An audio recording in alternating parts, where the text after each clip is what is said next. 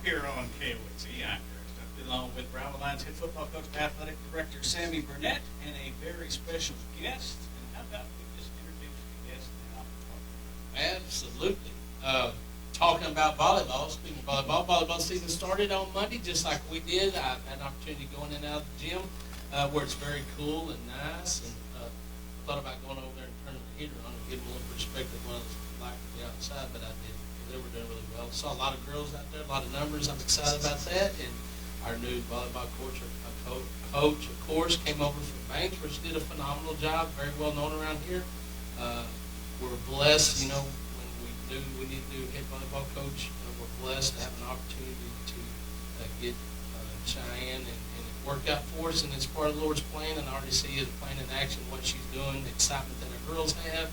And the numbers, I'm truly excited about, coming off of a 4-win season, building on that. And of course, be patient. It takes time for anybody to build a program. She started her program. I left a phenomenal program at Bangs where she built that thing. And those girls are in a better position because of Coach Lovelady. And now we're blessed to have her over here. So without further ado, that's a word, without further ado, our head volleyball coach, who I'm very excited about, Cheyenne Lovelady. Hello. Well, welcome to the show, Coach.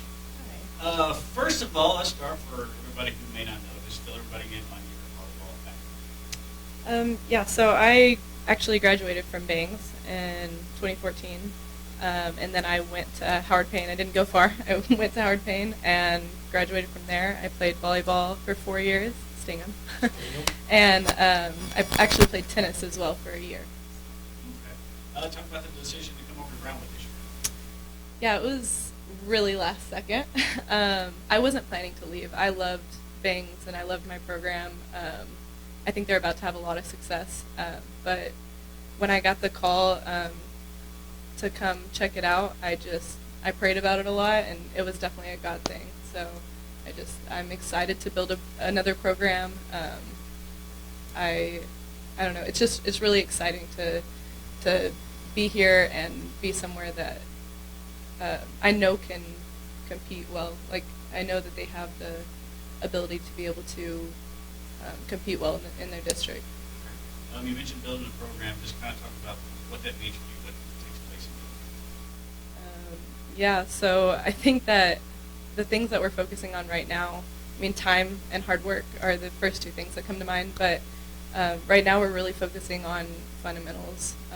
I think that I want to run a fast offense, a high-speed offense, but to be able to do that, we're going to have to focus on fundamentals and be able to serve and pass first. Of course, just 3 days of practice so far. What have you seen as a stand out? There's a lot of potential. I think we've got apparently very good numbers. We had about 35, and the girls are just working really hard. They're excited to be there, and that's the most I can ask it for as a coach, is just girls that want to be there and want to learn. And so for the first 3 days of practice, it's been really fun. The girls are there. I'm giving them new drills, and we have new practices, new things we're doing every day, new things that they're learning, and they're just absorbing it. That's really exciting. Just kind of overall season outlook, what do you hope the girls accomplish by the end of the year? A lot. I have a lot of goals. A lot of small things I want to get done.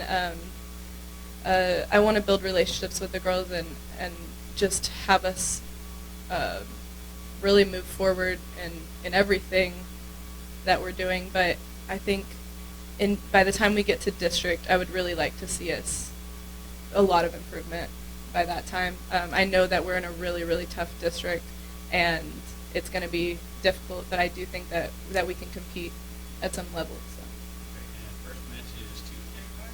Yes, Tuesday is our first match. We have a scrimmage this Friday. And then the first home match is, I believe. Yes, it's a week from Tuesday, August 15th.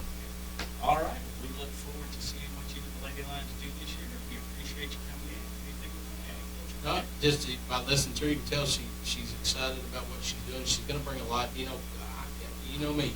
I'm a fundamental guy. It doesn't matter what sport you play. I believe that if you don't have a strong fundamental base in what you're trying to do, you can't be successful. You can't get the cart before the horse.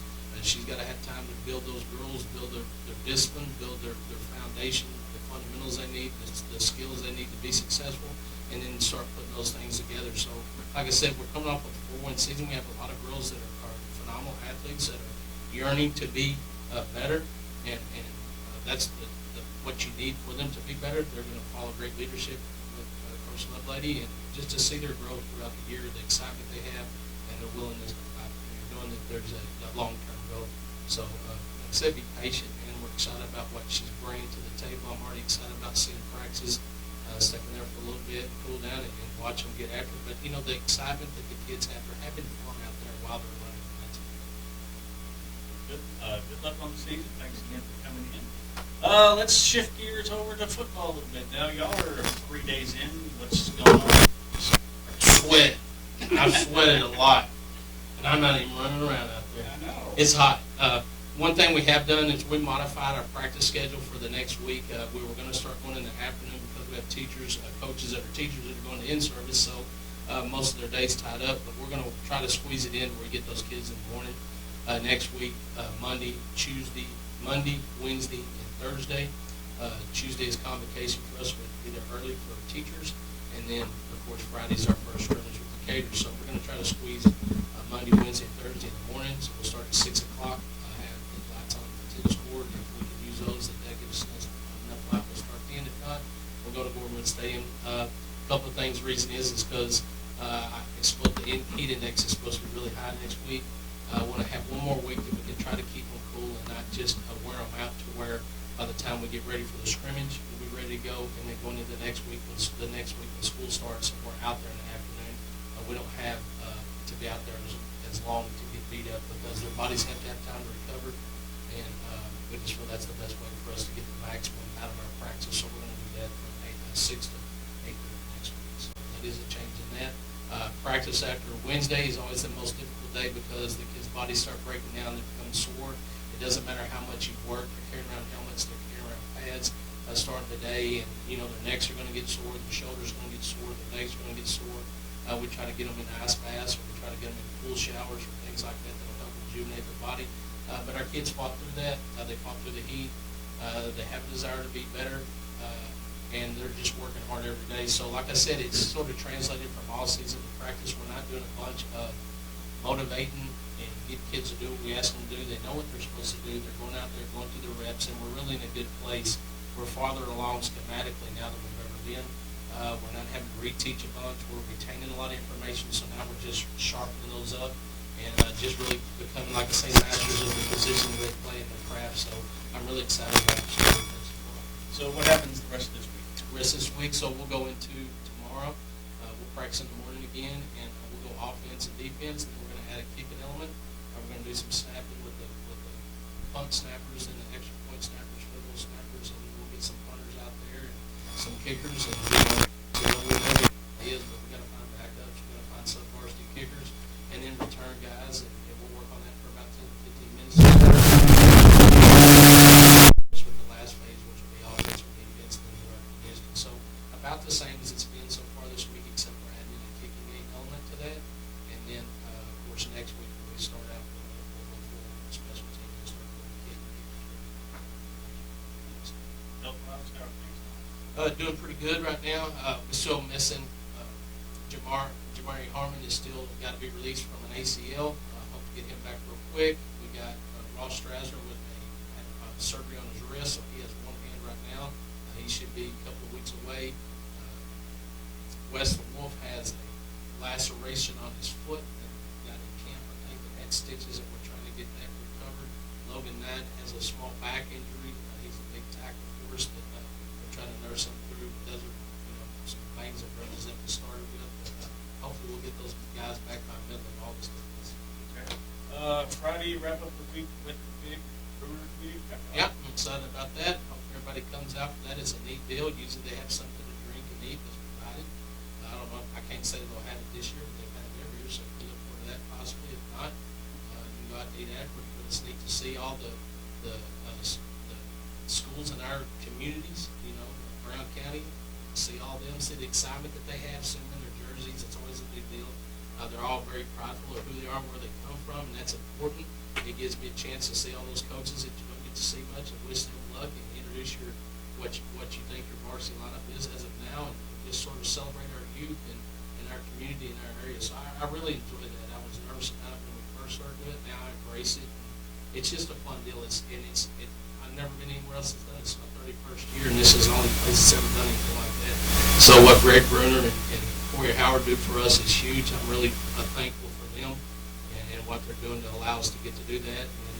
Of course, Saturday we'll have our scrimmage. We'll change the format of that as well. We'll go varsity first, and then we'll give them a break and go JV and freshman, and then we'll come back with varsity again and alternate that throughout the scrimmage. So we'll go varsity, JV freshman, varsity, JV freshman, varsity, JV freshman. So we change the format of that. That'll be somewhere around, I would think, around 9:30 on Saturday, and then of course Lions Mothers Club will have the pool party, and for the kids, that's all programmed freshman to varsty, Saturday night at 6:30 at the Heart of Texas Camp, I think is what it's called now. I still call it Camp League, that's what it was when I was young, but that's out on Thursday night, so that's how we do it. No cannonballs for this Saturday. No, but I'll get thrown in, I guarantee you. Part of it, just get ready to get wet, so. All right, we talked about volleyball already. Tennis, cross country going on. What have you heard from those coaches? Yeah, talked to Coach Blasey just a while ago. Just out there grinding, doing their thing. I get to see them while we're out there practicing a little bit, but they're out there almost the whole day. I mean, they put in the work, and she's excited about who she has coming back and what they're doing. Cross country starts early in the morning, and they're getting after it. They got good numbers, and about the time we're really getting lathered up, they're finishing, and I don't feel bad because I look at them, and those kids are sweating down, and they just put in the work. So everything's off and running. And one thing we hadn't talked about that I like to mention, I look across the parking lot, which used to be the senior parking lot when I was in school, towards the cafeteria, and you look out there and our band is out there going through their drills and their formations, and it's always exciting when they pick up those instruments and start playing songs because it makes you feel like you're out there on Friday night. So the Lamberts are out there giving our band everything that they need, so they go out and put on phenomenal shows like they've always done in the past. So we're in full force at Brownwood High School, let me tell you. Yeah, there's plenty going on these days. Anything else you want to mention today? Yeah, just thank those that make this show possible. Auto Glass Magic, Bruner Auto Group, Syntex Body and Paint, Syntex Equipment Sales, Citizens National Bank, and Entertainment, Dr. Von Young, Pepper Bottling Company, Edward Jones Investments, Hitter Medical, Howard Enterprises, Hunter Keats, Partner Home, Landmark Academy, and MC Bank, Painter Johnson Associates, Smith and Sharp Agency, Sonic Drive In, Stanley Chrysler, Texas Bank, Wilton Wilson Electric, Western Bank, and Louis Tickets. All right, we'll be back Monday to catch up with the Lions and Lady Lions here on the Brownwood Lions Coaches Show on KOXC, KOXC.com, the KOXC app, and the KOXC Facebook pages. Have a great day, Brownwood.